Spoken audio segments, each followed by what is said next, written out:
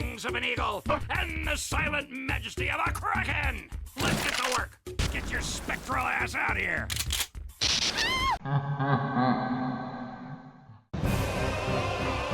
Oh shit!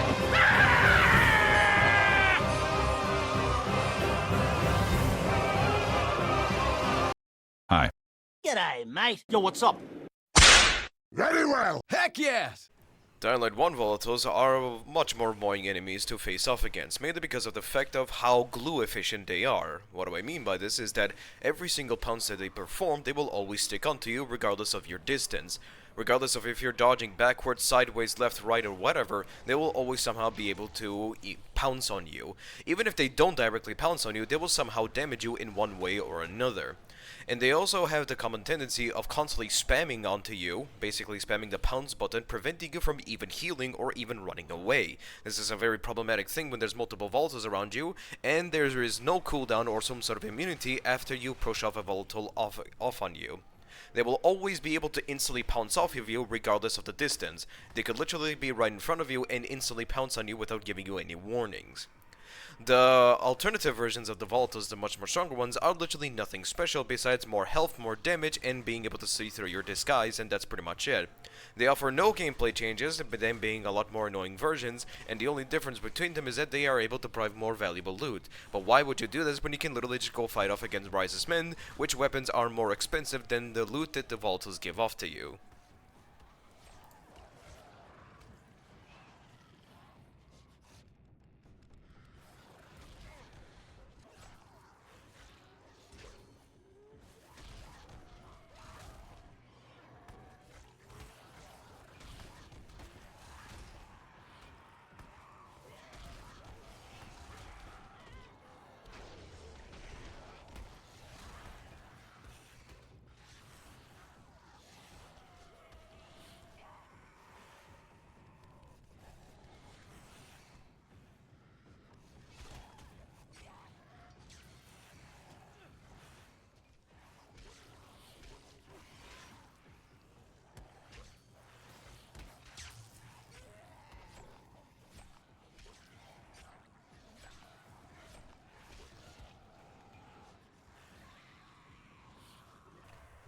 DL2 Volatiles, on the other hand, are much more fair to fight off against. Their attacks are somewhat slow, but they're very easily dodgeable. However, a single swing from the Volatiles are enough to literally destroy half of your health, even with tank, as long as you don't have the resistance.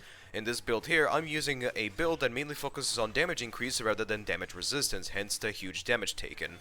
Volatiles will always perform a charge-up animation before they can actually perform their attacks, giving you enough time to be able to either maneuver around or run away from it. Even when they're pouncing, you are actually able to dodge them much more frequently and much more comfortably.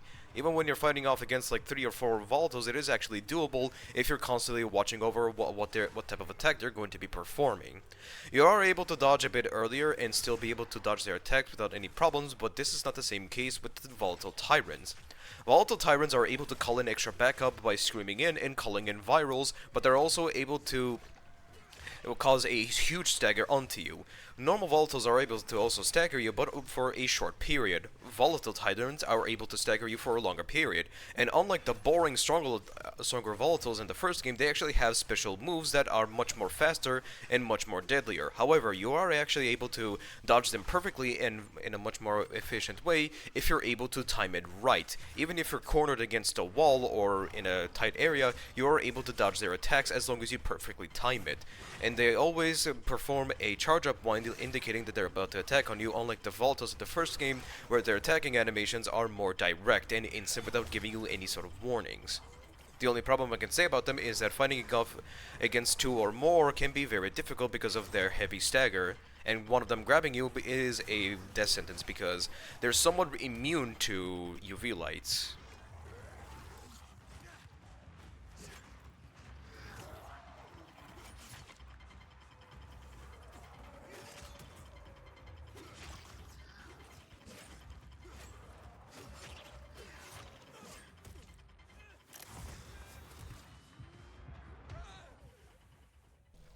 Demolishers are an absolute joke of an enemy in the first game because they're very inconsistent with their armor and health.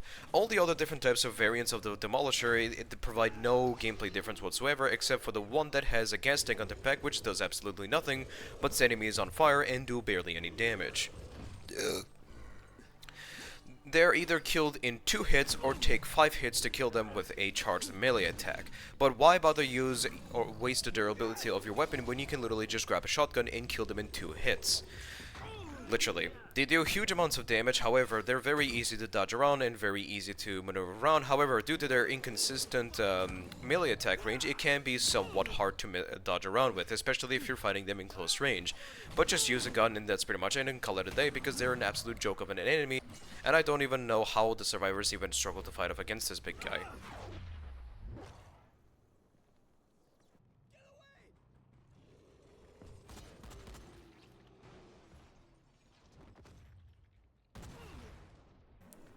The DL2 Demolisher, on the other hand, is a lot more easier to fight off against, but he is still a bit challenging. Mainly because of the fact that you have to constantly look over what type of attack he is about to do, whether it's a basic slam, whether it's a very huge 360-degree shockwave ground pound attack, whether it's a direct straight line ground pound attack, and so on and so on. He is very easily manageable if you have the skill bash and as well as dropkick and as well as the impact modification, as those skills together are able to stagger the Demolisher for a brief period. While they are able to stagger them for sure, however, it leaves you in a vulnerable position where other enemies around you, especially the Demolisher, can and is able to hit you and knocking you on the ground. They do a solid amount of damage, but their main focus is to sort of distract you from the other enemies, keeping you intact and making sure that the other enemies that is about to close on you are able to get you. But Demolisher's main purpose on the second game is to sort of distract you more than actually fighting you. However, they're very easy to deal with, even especially with guns, but it's not as effortless as in the first game.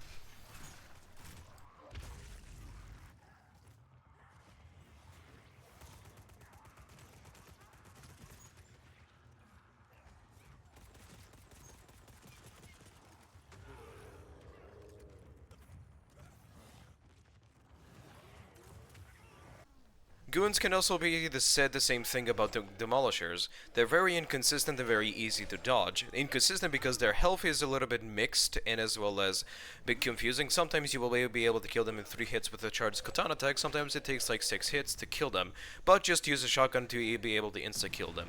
The inconsistency also comes in with their rebars, as you could be standing away 3 meters away and still be hit by their shockwave rebar, or you could literally be standing right next to them, in front of them, and they somehow still miss.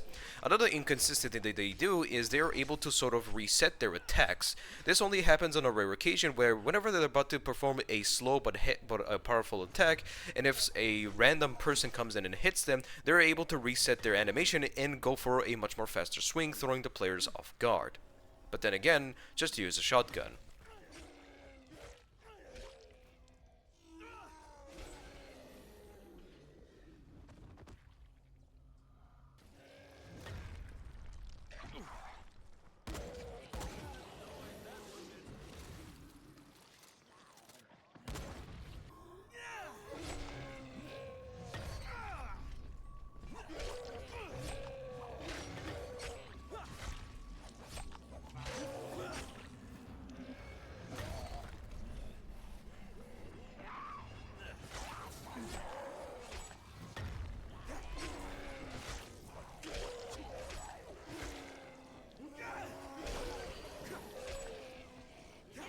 DL2 Goons, on the other hand, are much more simplified and are also somewhat easier to fight off against and are much more fair, mainly because of the fact that you're able to stagger them the same way as the Demolisher. However, their attacks deal huge amounts of damage and should not really be messed around with, because they're able to call in Banshees, being able to pounce on you and as well as destroy you. However, the Banshees that the Goon calls in are very fragile and only takes like 1 hit to be able to kill them, so you won't have to be dealing with them constantly, and because of their much more slower movement speed, you're sort of able to maneuver them around or deal with other enemies without having any problems whatsoever.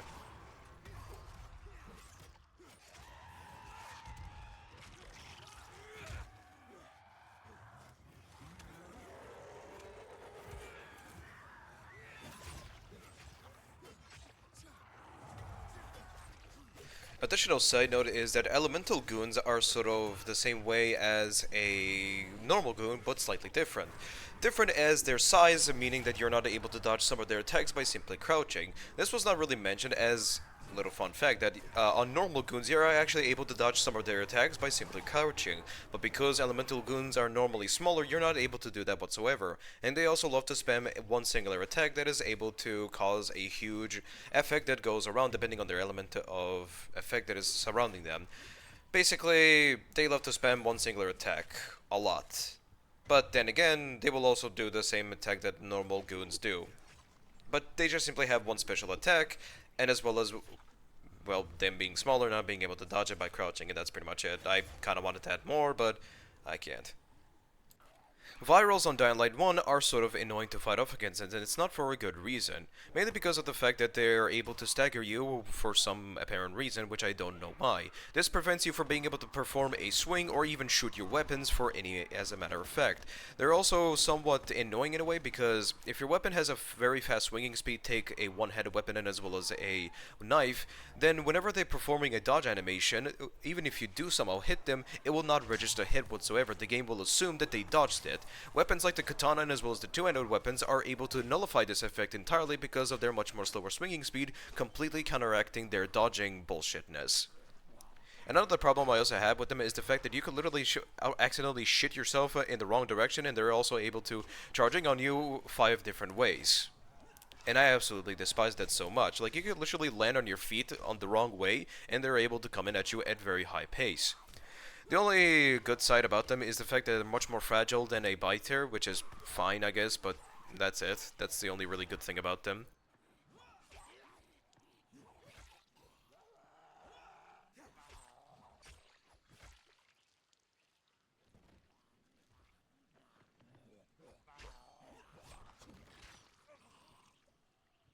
The Virals in Dying Light 2 are much more fair because they're very easy to be staggered, but they're slightly more tankier than that of a biter. But do not mistake them, as they're able to really shred your health if you're not really careful enough, and being attacked by 3 virals at once are able to do more damage than that of a single volatile swing.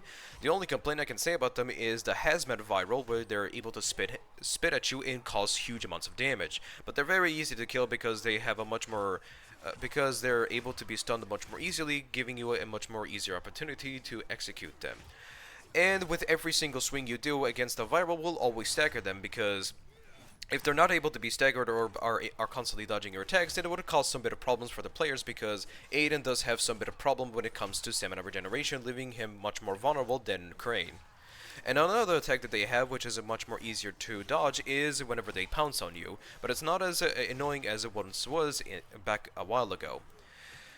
They're much more easier to dodge, but they can sort of blend in with the crowd and leave you off guard, and getting caught by one of the virals pouncing onto you can leave you in a very vulnerable state. Unlike the Demolishers and as well as the Goons' staggering effect, where you're invulnerable to damage for some time, you are still vulnerable to damage on this phase. Even when you do somehow take damage when you're stunned by a Goon or a Demolisher, you will only take like 10 or 5% of the damage that you normally would take. But in this case, against a Viral, you will take the full damage hit while you're stunned. So a single stun from a Viral can lead you to death or somehow barely make it out alive, depending on your situation. But they're very easy to mess around with.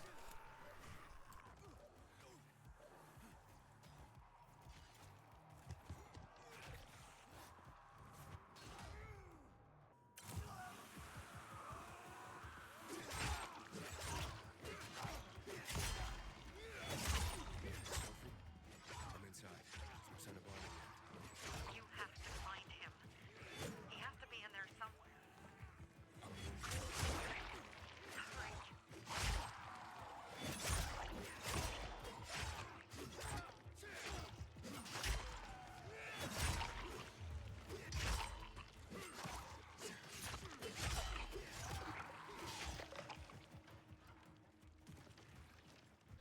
Spitters and Dying Light 1 are absolute joke. They do nothing but stare at you for some apparent reason and shoot very slow but deadly toxin that will kill you instantly. They have this weird bug where whenever you're standing like right in front of them or don't move at all, they just sort of sit there and stand at you. Normally whenever you're running around or walking, they spit at you at a very fast pace, but for some reason whenever you're standing right next to them or looking at them, they just sort of have a social anxiety attack and do absolutely nothing but sit there and watch you just absolutely brutalize their friends, and that's pretty much it.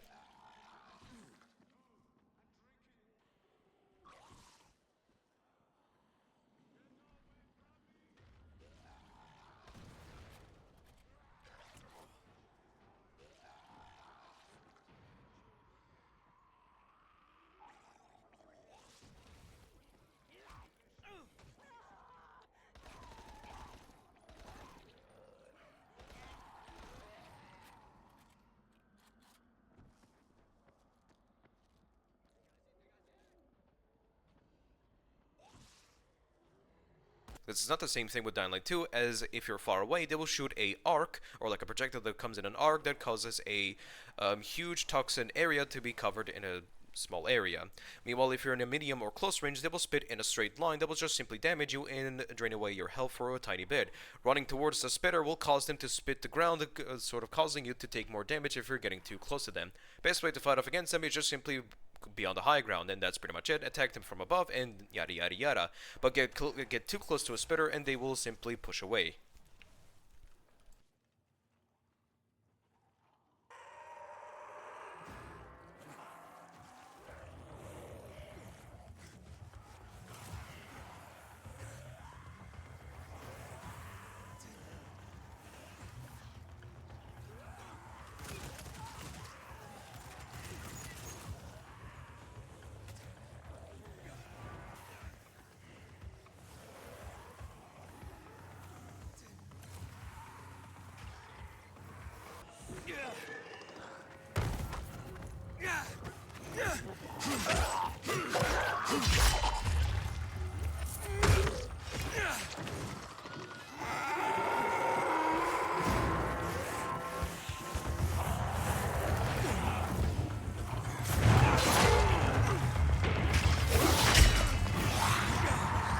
Human enemies are a very joke in the first game because they're very exploitable and as well as very annoying to fight off against. If you don't have skills, fighting off against human enemies is one of the most crucial and most annoying thing in the game because they're able to dodge your attacks and as well as gain invincibility whenever they're performing a dodging animation.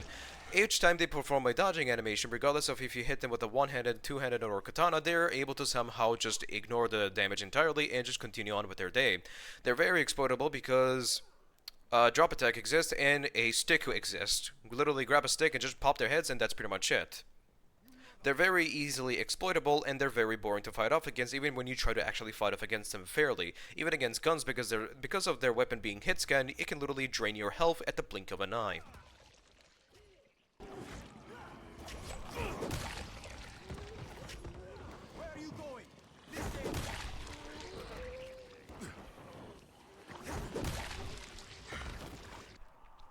Dying Light 2 enemies are very interesting to fight off against because there are multiple versions of them that actually change the gameplay style entirely. You either have to be very careful or you have to be very quick against them depending on what type of renegades you're fighting off against. Even when you're unarmed and don't have any weapons, there's so many options for you to actually fight off against them even when there's literally no weapons lying around you like a spear, brick or whatever. Even if you're literally just entirely unarmed and have skills, you are actually able to literally fight off against them very easily and as well as very effectively. There's so many combos and many methods and many ways you can actually approach them and so many approaches that you can do. Stagger the Renegade gives you so many opportunities. Use them as a vault kick, use them as a way to get the fuck out with the far jump, use them as a way to jump high up in the air and as well as perform a ground pound. You get the idea. There's so many things you can do with a single stunned enemy and there's so many opportunities and so many ways you can fight off against them, which makes the game or makes the engagement against human enemies be very interesting. Meanwhile in the first game it's so dry bones that it makes a dry plaster be tasty.